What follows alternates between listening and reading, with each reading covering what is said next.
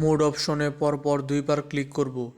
পরপর দুইবার ক্লিক করার পর আমরা ইকুয়েশন অপশন পেয়ে যাব। এর জন্য আমরা একে ক্লিক করব। এখন আমরা তিনটি অপশন পেয়ে যাব, কিন্তু আমরা সাইড বাটনে ক্লিক করব।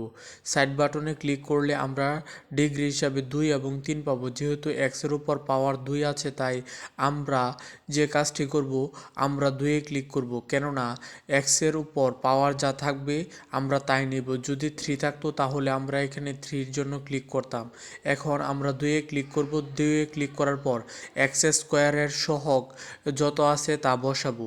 এক্স স্কোয়ারের সহগ হচ্ছে -2, তা বসাবো। এরপরে এটা হলো এ। তারপর বসানোর পর আমরা যে কাজটি করব, আমরা বি এর মান ইনপুট দিব। বি হয়ে যাবে হচ্ছে 3, কেননা এক্স এর সহগ হচ্ছে 3। তাহলে আমরা বি এর মান ইনপুট করব। আমরা বি এর মান ইনপুট করে ইকুয়াল বাটনে ক্লিক করব। ইকুয়াল বাটনে ক্লিক করার সাথে সাথে মান ইনপুট দেওয়া হয়ে গেল। এখন সি এর মান নেব। সি এর মান হচ্ছে 9। 9 ইনপুট করব। ইনপুট করে আমরা ইকুয়াল বাটনে ক্লিক করব।